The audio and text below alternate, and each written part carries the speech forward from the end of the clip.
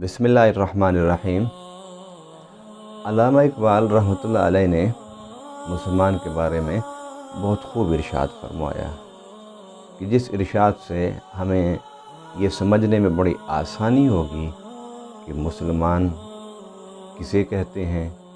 مسلمان کیسے بنا جاتا ہے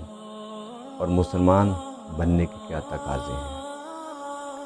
آپ فرماتے ہیں کہ چو میں گویم مسلمانم بلرزم کہ دانم مشکلات لا الہ، کہ جب میں اپنے آپ کو مسلمان کہتا ہوں تو میرے جسم پر لرزہ طاری ہو جاتا ہے، کیونکہ میں اسلام کی مشکلات کو، تقاضوں کو سمجھتا ہوں۔ مولا علی کرم اللہ تعالی وجہ الکریم سے کسی نے پوچھا کہ آپ اپنی کوئی تعارف تو کرائیے، تو آپ نے ایک جملہ ارشاد فرمایا، اور وہ کیا کہ ما انا الا رجل من المسلمین، کہ میں مسلمان معاشرے کا ایک فرد ہوں۔ یقیناً اپنے آپ کو مسلمان کہنا، مومن کہنا، اس کے بڑے تقاضے اور بڑی ذمہ داریاں اور بڑے شرائط ہیں، کیونکہ اپنے آپ کو مسلمان اور مومن کہنے کا مطلب یہ ہے کہ میرا باطن اور میرا ظاہر سب اللہ کے سامنے جھکا ہوا ہے، اور جس کا دل اور دماغ، ظاہر و باطن اللہ کا مطیع اور فرما بردار ہو، وہ شخص کبھی بھی نفس اور شیطان کے راستے پر نہیں چل سکتا۔ تو یہ بڑی عجیب بات ہے کہ ہم دعویٰ تو کریں کہ ہم مومن ہیں، ہم مسلمان ہیں، اور پھر ہمارا کوئی کام بھی اللہ کی مرضی کے مطابق نہ ہو، اور ہم ہر وقت اللہ اور نفس میں سے نفس کو ترجیح دیتے ہوئے نفس کی خواہش پر چلتے ہوئے زندگی گزارتے ہیں۔ در حقیقت ضرورت اس بات کی ہے کہ سمجھایا جائے کہ ایمان کیا ہے۔ ایمان کہ آپ اپنے دل اور دماغ اور باطن کو، ارادوں کو، خواہشات کو اللہ کی فرما برداری کے دائرے میں لے آئیں۔ جب آپ اللہ کی فرما برداری کے دائرے میں اپنے آپ کو لے آتے ہیں تو پھر آپ ظاہر میں نہیں نیکی کرتے بلکہ باطن میں بھی نیکی کرتے ہیں۔ جب اکٹھے بیٹھے ہوتے تو اس وقت ہی نیکی نہیں کرتے، بلکہ جب آپ تنہا بیٹھے ہوں تو اس وقت بھی آپ نیکی کے راستہ اختیار کرتے ہیں۔ یعنی خلوت ہو یا جلوت، آپ ہر وقت اللہ تعالیٰ کی اطاعت، فرما برداری اور اللہ کے ارادے پر چلنے کی کوشش کرتے ہیں۔ کیوں کہ آپ اپنے دل اور دماغ میں اللہ کو بسا چکے ہوتے ہیں۔ اور مسلمان کسے کہتے ہیں؟ مسلمان کہتے ہیں کہ جو زبان سے کلمہ پڑھے، نماز پڑھے، روزہ رکھیں، حج کریں، زکوٰۃ دیں۔ یہ ارکان اسلام ہیں، جو ان پر عمل کرے گا وہ مسلمان ہے۔ اور اگر آپ کو سمجھنا ہو تو اس جملے سے سمجھیے کہ یہ جو ارکان ہیں یہ اللہ تعالیٰ کی اطاعت ظاہریہ کی ایک ریاضت ہے، مگر مقصد ان ارکان سے یہ ہے کہ آپ کی زندگی کے ہر لمحے، ہر گوشے میں رب کی فرما برداری اور اطاعت آنی چاہیے۔ صرف یہ نہیں کہ آپ یہ 5 ارکان پر عمل کر لیں اور اس کے بعد آپ پھر اللہ کی نافرمانی کے راستے پر نکل آئیں۔ مثلاً حج کر لیں، حج کے بعد پھر آپ اپنے نفس اور خواہش کے ارادوں پر چلنا شروع کر دیں، ایسا نہیں۔ رمضان کا مہینہ آپ روزہ رکھ لیں، لیکن رمضان کا مہینہ جو ہی ختم ہو پھر آپ شیطان کے راستے پر چل نکلیں۔ اسی طریقے سے آپ زکوٰۃ دیں، مگر کاروبار جو ہیں وہ بددیانتی سے کریں، خیانت سے کریں، 2 نمبری سے کریں، اس لیے کہ جی میں زکوٰۃ جو دے رہا ہوں اب میں کاروبار جس طرح بھی چاہوں کر لوں، ایسا نہیں۔ آپ نماز مسجد میں آ کے پڑھیں، اللہ کو سجدہ کریں، لیکن جب مسجد سے نکلیں تو پھر رب کو چھوڑ دیں۔ ہرگز یہ نہیں مطلب کہ آپ ان 5 رکن کو ادا کرنے کے بعد آپ آزاد ہو جاتے ہیں کہ جو کچھ کرتے رہیں، جو کچھ چاہیں کریں، ایسا ہرگز نہیں۔ یہ تو ایک سیمپل ہے، ایک تربیت ہے، ایک ریاضت ہے، ایکسرسائز ہے کہ آپ نے اللہ کی فرما برداری کے دائرے میں اپنے آپ کو کیسے لانا ہے۔ یہ عبادات آپ کی پریکٹس ہیں، اپنے آپ کو تیار کرنا ہے کہ میں نے اللہ کی مرضی کے مطابق چلنا ہے۔ یقیناً جس قوم میں ایمان ہو اور اسلام ہو وہ بڑی قوم ہوتی ہے، مگر مسلمان کہلانا اور چیز ہے اور مسلمان بننا اور چیز ہے۔ بدقسمتی سے آج ہم مسلمان کہلاتے ہیں، مسلمان ہیں نہیں، کیونکہ یاد رکھیے میرے آقا صلی اللہ علیہ وسلم نے فرمایا کہ جو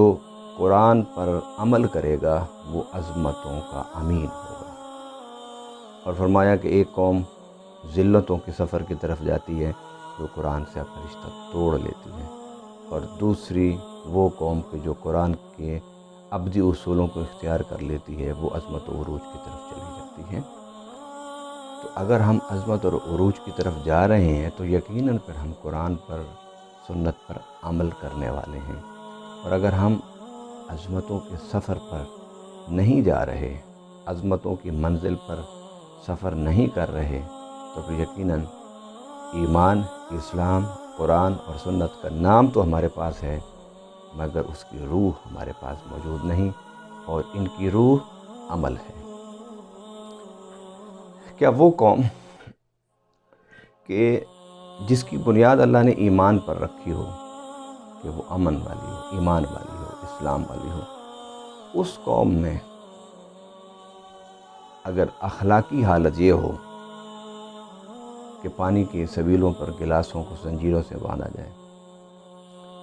اور یہاں تک آج سوشل میڈیا میں دکھایا جا رہا ہے کہ صابن دانی جس میں صابن رکھتے ہیں اسے بھی رسی سے باندھا جاتا ہے، کیا وہ قوم مسلمان اور مومن کہلا سکتی ہے کہ جس قوم کی عبادت گاہوں کے باہر لوگ جوتی جیسی چیز اٹھا کے چلے جائیں؟ پاکستان میں 95% سے زائد مسلمان ہیں، ہماری عبادت گاہوں کے اندر بھی مسلمان ہوتے ہیں، عبادت گاہوں سے نکل کے گھر جانے والے بھی مسلمان ہوتے ہیں، عبادت گاہوں کے باہر آنے جانے والے بھی مسلمان ہوتے ہیں۔ تو یہ کتنا بڑا المیہ ہے کہ ہم لوگوں نے اپنے ایمان کو، اپنے اسلام کو نہ سمجھتے ہوئے ایسی حرکتیں شروع کر دیں کہ جو آپ کے اور ہمارے ایمان کی تو نفی کرتے ہی کرتے ہیں، مگر ہمارے اس رویے سے اقوام عالم میں بھی ہمارا مذاق ہوتا ہے۔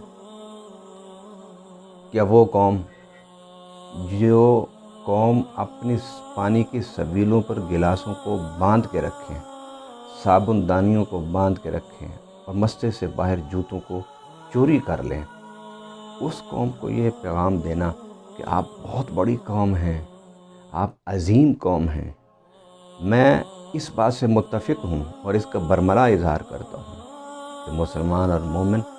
بہت بڑی قوم ہے، اس لیے کہ ان کے ظاہر اور باطن کا رشتہ اللہ سے جڑا ہوا ہوتا ہے، مگر شرط یہ ہے کہ مسلمان اور مومن ہوں، اور دوسرے ہم جیسے لوگ جو صرف مسلمان اور مومن کہلاتے ہیں نہیں۔ اگر ہم مسلمان اور مومن ہوتے تو مسلمان اور مومن تو وہ ہوتا ہے کہ جس سے دشمنوں کی جان اور مال بھی محفوظ ہوتی ہے۔ نبی پاک صلی اللہ علیہ وسلم کا ارشاد گرامی ہے کہ جب تم جہاد کے لیے جاؤ تو جہاد کے وقت کھیتوں کو نہیں اجاڑنا، آگ نہیں لگانی، باغات کو نہیں آگ لگانی، بوڑھوں کو کچھ نہیں کہنا، بچوں کو کچھ نہیں کہنا، عورتوں کو کچھ نہیں کہنا، دشمن کے لہلہاتے کھیتوں کو نہیں اجاڑنا، اور اگر دشمن جو تم سے لڑ رہا ہے لڑتے لڑتے زمین پر گر جائے اور تلوار پھینک دے اسے بھی قتل نہیں کرنا۔ سیدنا صدیق اکبر رضی اللہ تعالی عنہ کی عظمتوں کا راز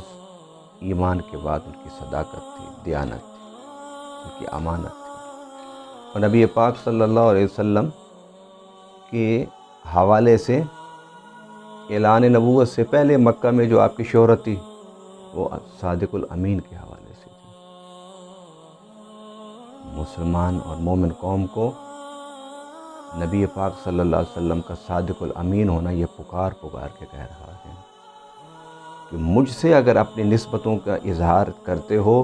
تو اس سے پہلے اپنے کردار میں صداقت اور دیانت پیدا کرو، اور اگر تمہارے ڈر سے لوگ پانی کی سبیلوں پر گلاسوں کو باندھ کے رکھنا شروع کر دیں، تمہارے ڈر سے لوگ صابن دانیوں کو باندھ کے رکھنا شروع کر دیں، تمہارے ڈر سے لوگ نماز پڑھتے ہوئے اپنی جوتیوں کی فکر میں رہیں، تو پھر ایمان کہاں آیا، اسلام کہاں پیدا ہوا ہمارے اندر؟ آئیے، یقیناً مسلمان ماضی میں بہت بڑی قوم تھی، آج بھی ہم بڑی قوم بن سکتے ہیں، مگر یاد رکھو بڑی قوم بننے کے لیے صرف دو باتوں کی ضرورت ہوتی ہے، بڑے فکر کی اور بڑے کردار کی۔ ہمیں جو قرآن نے فکر دی، سنت نے جو ہمیں نظریہ دیا، وہ بہت بڑا نظریہ ہے، اور جو قرآن و سنت کی روشنی میں ایک کردار تعمیر ہوتا ہے، بہت بڑا کردار ہے۔ اللہ تعالیٰ سے دعا ہے کہ رب العالمین ہمیں نبی پاک صلی اللہ علیہ وسلم کے ذات و شخصیت کو سامنے رکھتے ہوئے